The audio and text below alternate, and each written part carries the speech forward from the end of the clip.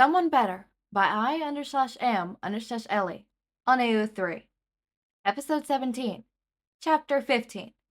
The New Kid. When Shouta woke up from nightmares, it wasn't like how most people would.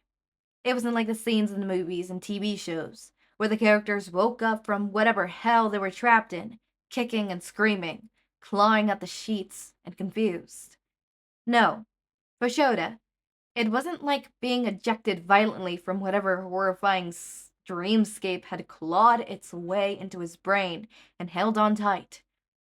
It was like being trapped under tons and tons of rubble, having to drag himself up, slowly and painfully, until he got that first gust of fresh air.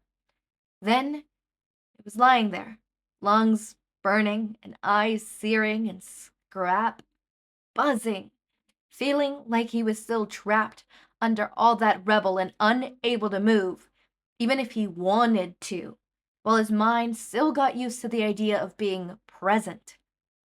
Should have thought that waking up from nightmares might be worse than the nightmares themselves.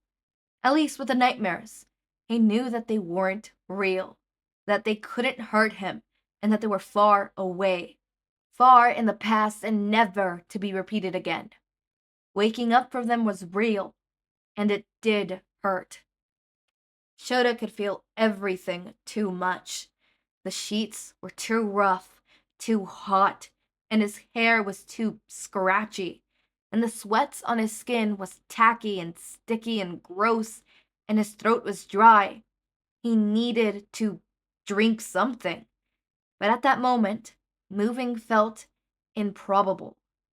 There was still the fear and the leftover aftershocks of pain from the nightmare itself, and Shouta knew it wouldn't have hurt. The nightmare shouldn't have hurt at all, but he had felt the pain before, and it was like little ripples in the water, only just now hitting him, years and years later every time. The hollow feeling in his stomach, sometimes replaced by an aching sickness from eating nothing but chocolate, because sometimes that was all there was. The anxiety in his heart returning to him almost 7 years later. The fear and uncertainty over whether or not he'd have enough food, if his cat would have enough food. He could taste something sweet and bitter on his tongue, and it made him feel sick. Shouta sighed, sitting up and walking down the hall to his bathroom. His hand shook as he brushed his teeth and washed out his mouth, and when he took a wet washcloth to his face, it felt like every cold drop of water was ice piercing his skin. Maybe it was time to dig his weighted blanket out of the closet. When he walked back to his room, he noticed a small wedge of orange light shining out from under Izuku's bedroom door. Shouta frowned, backtracking into the living room and checking the wall clock. It was 2 a.m. Why would Izuku's lights be on? When Shouta eased the door open, he saw Izuku curled up on his bed, crying into his pillow. His voice was quiet and throaty and raspy and raw, like he'd been that way for hours, and his shoulders were trembling. "Child," Shouta called quietly, and the child's head snapped up to look at him far too quickly.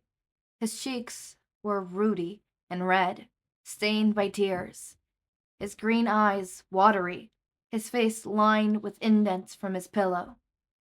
"Why are you crying?" Shouta asked, and Izuku let out a choked-sounding wail. Shouta wasn't sure how to handle the situation, not when he was already exhausted and overwhelmed himself, but he could try. "I'm sitting here. Is that all right?" Shouta asked, pointing at the edge of the bed, and Izuku nodded. Shouta sat down, his weight dripping the mattress slightly. Izuku took a deep breath and blinked at the ceiling as he wiped at his face with a pillowcase. "Cry if you want," Shouta said. "If you need to, do it. That's healthy." A couple more tears slid down, and Izuku drew in another shuddering breath. "Boys don't cry," Izuku said, wiping at his face. not a girl. I'm not supposed to cry. Shouta shrugged. That's an interesting perspective.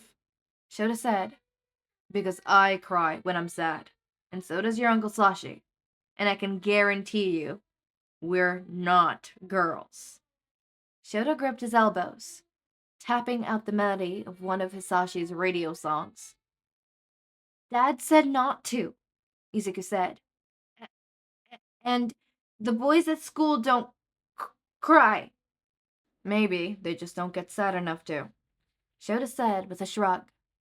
It's okay to cry, Izuku. Doesn't matter if you're a boy or a girl. It's your body's natural response to extreme emotions, and it's unhealthy to repress it because you're a boy. I don't know what those words mean, Izuku said, eyes filling with more tears. Shouta backtracked. Big emotions, Shouta said. Emotions that make your head hurt, or heart jump. Being happy, being sad, being scared. Big emotions like that. Extreme emotions. And your mind. Shouta tapped his own head for emphasis. Your mind naturally feels the need to cry, or yell, or kick, or scream when those emotions hit.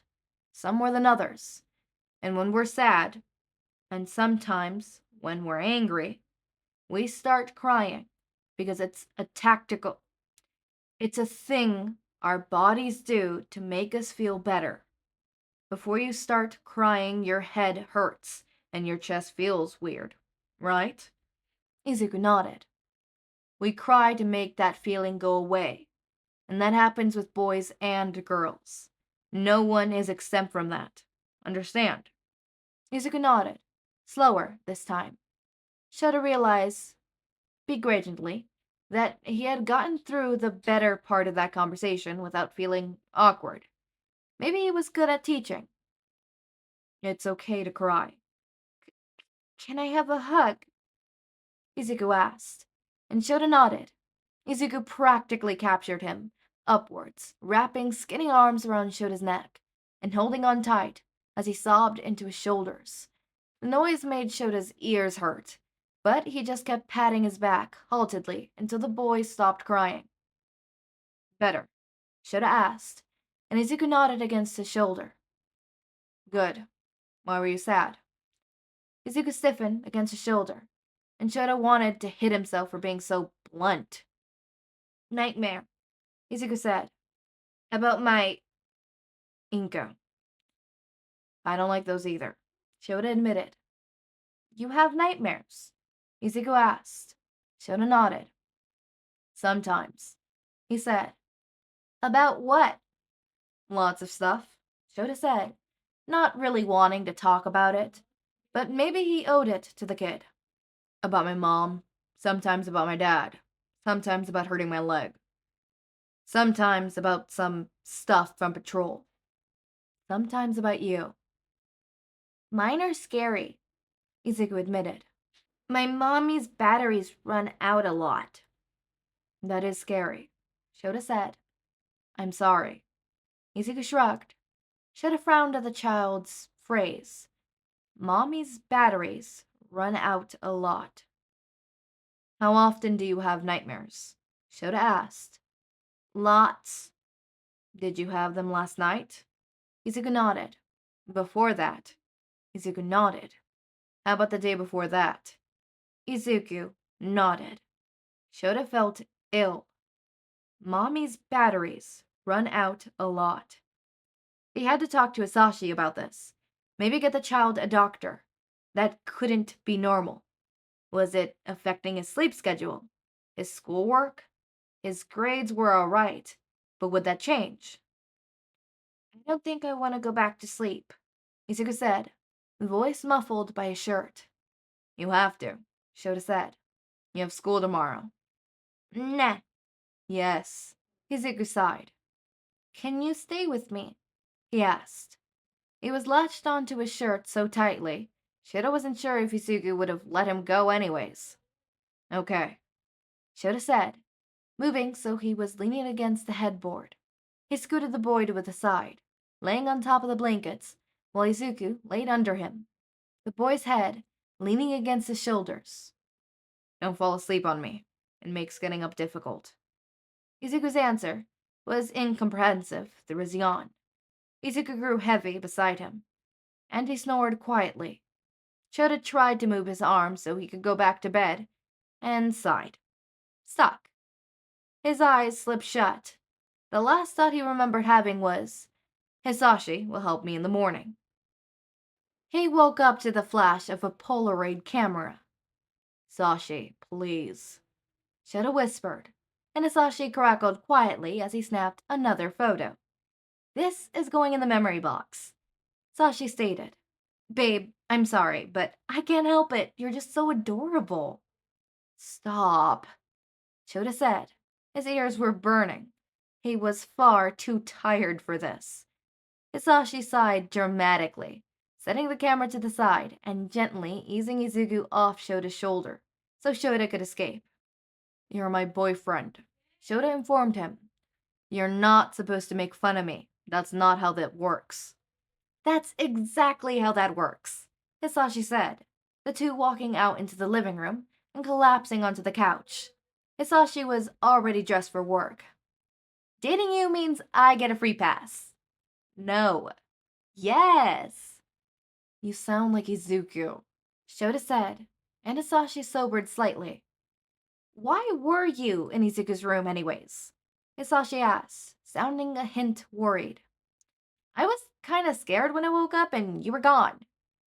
I woke up to get something to drink, Shouta said, and his light was on, so I went to turn it off, and he was crying from a nightmare. He asked me to stay, so I did.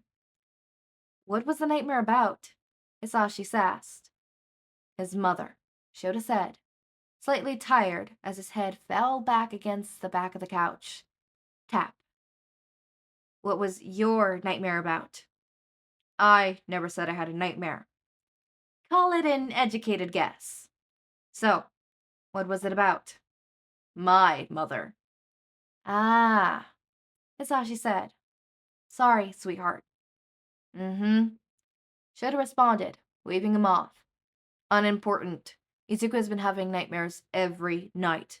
I don't know how long it's been happening, but it has. And most of them have been about Inko. That's troubling. That's an understatement. Hizashi sighed, rubbing his eyes underneath his glasses. Okay, we can take him to a pediatrician, see what they think. We need to call an insurance person. Yeah, Hizashi admitted. Want me to do it? Shouta nodded. Sorry. That's okay, Hizashi said. Wait, doesn't health insurance take like 5% of your salary? Well, Shouta said, sinking into the couch. That's it. We're never getting out of debt. We'll sink into poverty and the social worker will take Izuku away from us.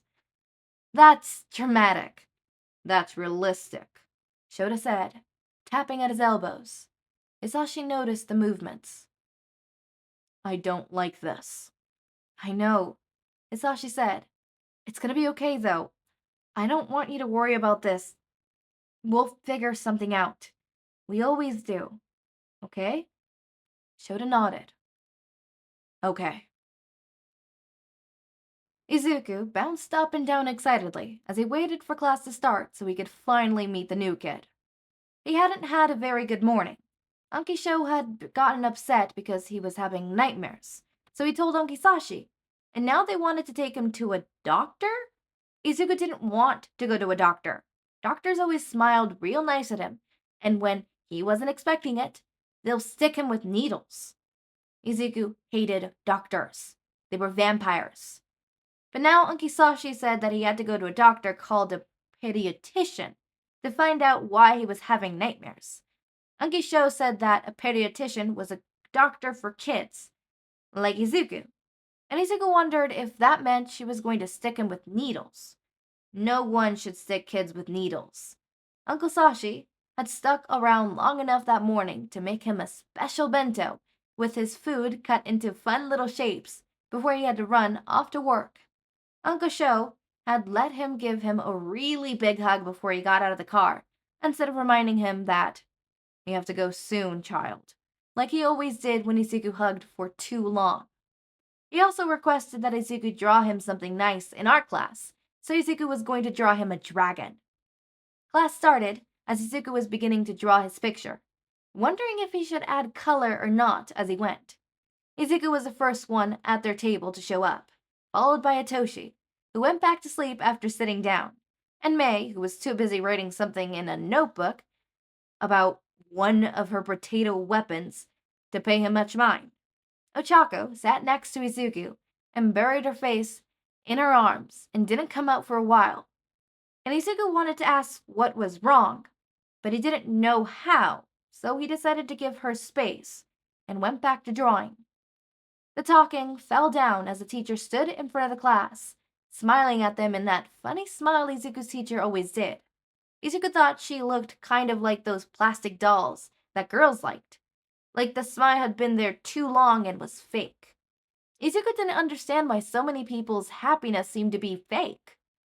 "Settle down, class," the teacher said, even though no one was talking anymore. "As I'm sure you all know, we have a new student in our classroom, and he came here all the way from America. How exciting!" She turned to the door, half of it blocked from Izuku's view by a cabinet. "Come on in, sweetie." The boy was taller than Izuku and Ochako, but shorter than Hitoshi and Mei.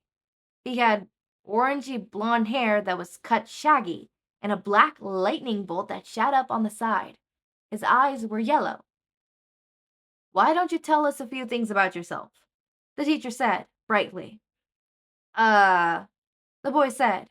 His voice was weird, thick, and a little accent. His words tilting up when he talked. His grammar was shaky. I'm Denki. I'm 5 years old. I have a dog I named Dave. He's nice. I came here from America, but my mama and dad are from here. I was raised in Maine. I don't know if you know where that is, but it's like the highest state up. It's near Canada. Yeah. "Thank you, Denki," the teacher said, taking over the obviously nervous boy. "Denki doesn't know kanji yet, so during art time, I'm going to be working with him on it, like I used to do with all of you when you were learning to read. If you need me, I'll be at the back table. Yes?" Nods all around the room.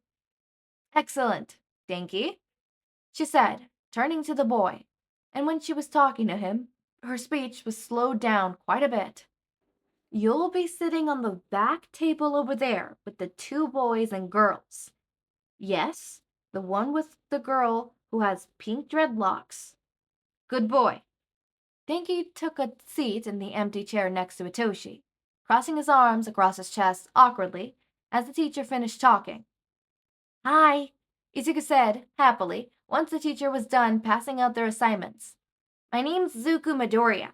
This is Hitoshi," he said, pointing at Hitoshi. "My name is Mei." Mei cut in. Ochako didn't say anything, her head still down. Her name's Ochako, but I think she's a little sleepy," Izuku said, rubbing the back of his neck sheepishly. You're from Maine, right? What's it like over there?" "Cold," Denki said. "Lots of rain? My parents didn't like rain much, though, so they came back to Japan." He took a frown, the wheels in his head turning. Why come back to Japan after being there for over 5 years with your son? "Well, it's a little less cold over here, most of the time," Izuku said, filing in the answers of his worksheet. "Lots of rainy, though." Izuku glanced over at Hitoshi, who was struggling to answer the question on his spelling sheet. "Want help?" Hitoshi nodded. "Okay, see that word? Almost. It would have an ALM, not an ALLM. I got a little confused in that one too, because of the word all. It's okay." Hitoshi nodded, erasing his mistake and smiling at Izuku gratefully before turning back to the rest of the questions. "What do you like to do?" Izuku asked the new boy. Denki. Izuku liked that name. I like reading, Denki said. My grandmother taught me how to a long time ago. She's still in America, but she has a bunch of these really old books by English authors, and I think they're really good. There's this one book about this monster created by this dude named Frankenstein. So a lot of people call the monster Frankenstein, even though he wasn't really the real monster. It was his creator that was so mean and all.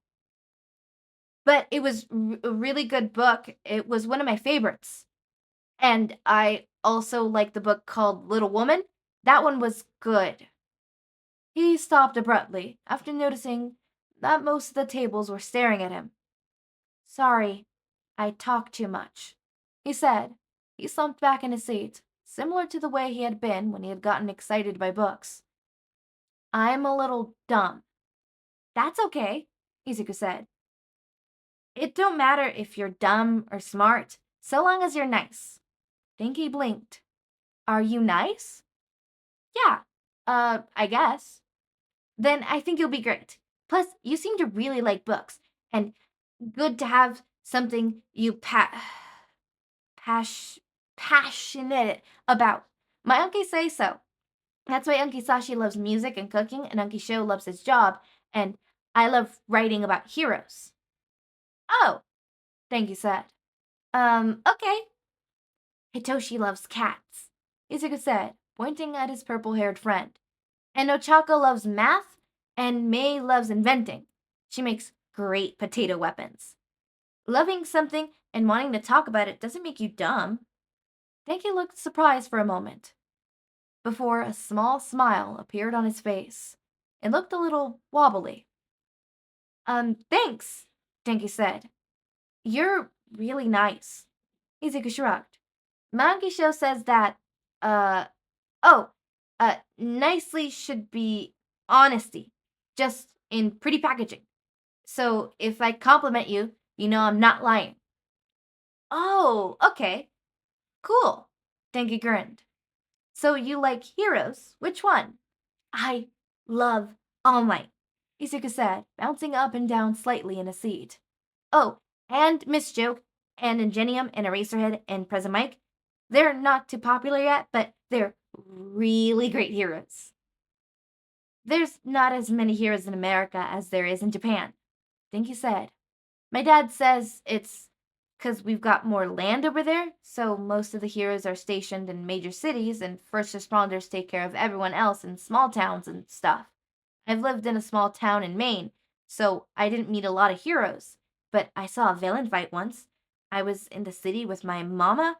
Oh, and All Might is pretty cool in America, too. He's lots of people's favorite hero since he's the number one everywhere and all. I'm gonna be a hero when I grow up, Izuku said, seriously. All of us are. Me, Hitoshi, Ochako, and Mei. We're gonna be a hero team. That's totally awesome, Denki said, sitting up straighter. I want to be a hero too someday, and maybe go to that hero school, UA, now that I'm in Japan, but Denki shrugged. I don't know if I'm good enough to get in. I'm sure you will, Izuku exclaimed. Maybe you can be in our hero team too. That way we'll have 5 members instead of just 4. That'll be awesome. Yeah, that would be, Denki said. My quirk is kinda bad. Izuku sighed. Don't be silly, Izuku said seriously. You're 5, so you're probably just got your quirk, and none of our quirks are all that great for hero work either. I don't even have a quirk, and I'm still going to be a great hero, and I'm going to make sure people always smile without having to worry about the future. And you can too, no matter what your quirk is. Izuku stopped talking. What is your quirk, anyways? Denki frowned. It's hard to say. That's okay, take your time. Electrification. I can shoot it out of my body, Denki said. Lots, but I'm not good at controlling it, and it kind of fries my brain up. My mommy says that when I use it too much. It turns me goofy for a few hours, but I can never remember. That's so cool, Izuku said. Is it limitless? At what point do you turn goofy? How many voltage? I don't know. I only got it a few months ago. I'm not sure. It's okay, Izuku said. We'll just have to test it. But that quirk is so cool, and it's gonna be so good in combat, and Izuku realized his hands were flapping excitedly and made an effort to stop. How can you have a quirk like that and say it's bad? That's amazing. Oh, Denki said. Okay. Can you charge stuff? Izuku asked, sitting at the edge of his seat. Like phones? Or like your light bulbs? Can you act as a generator? Can can you charge a regular battery? I haven't tried, Denki said, looking as if he hadn't considered such things to be possible for his quirk. But that's a pretty good idea to test that out. Exactly. Maybe we can see all you could do at recess, and then I could see if I can bring a light bulb to school tomorrow. May suddenly squealed excitedly. You can charge my inventions. The inventions that need battery or electricity to operate. You can charge them. Oh, this is amazing. You're amazing. You think I'm amazing? Hitoshi pulled out his notebook, and Izuku felt guilty for not trying to introduce him into the conversation. Work's not dumb. Good. Can help lots of people. Denki frowned at the writing. I don't know. He's saying that your quirk isn't dumb, Izuku exclaimed. Any quirk can help someone, and yours can definitely do that. You're awesome. Oh. Izuku was confused, because why didn't he believe it? Recess after school tomorrow. I'll bring a light bulb, and we can see what you could do. Yeah? Denki nodded, looking a little dazed. Okay. May and Hitoshi were under the tree, their usual spot, entertaining Denki. May was in a tree, imitating a bird, per usual, and Denki looked a bit tempted to join her. Hitoshi was on the ground by the foot of the tree, looking up the two smiling. Izuku was a bit surprised. Usually Hitoshi took recess as a time to sleep. Izuku was walking around the play area with Ochako, who still had her head hanging low and looked to be in low spirits. What's wrong, Chako? Izuku asked. You've been looking sad all day. Are you okay? Ochako shrugged. I am sad, she said, and confused and worried. My parents having lots of problems with money. They own a construction company, and they said that it's hard to keep up with the costs and stuff. That, sometimes. And Ochako shrugged. My mommy says that the landlord got mad because we couldn't pay rent. We're living in my grandmother's house now. Oh, Izuku said. The landlord guy made you move? Yeah, Ochako said. I love Grandma, but I don't think I like living with her. She smells like cats, and she always wants to cook dinner, but it tastes funky. Oh, Izuku said, because he wasn't sure how to respond to that. I'm sorry, Ochako. You didn't make us move, Ochako said. Don't say sorry for something you didn't do. Okay. My mommy and daddy said we're gonna be okay, Ochako said. So we will be. It's all gonna work out. I can tell. It'll be fine. It'll be fine. I hope so, Izuku says. I don't have a lot of money, but I got 1,000 yen in my piggy bank if you want it. Ochako laughed. I don't think that's enough to buy something at McDonald's, Zoo. Oh, Izuku said. He frowned.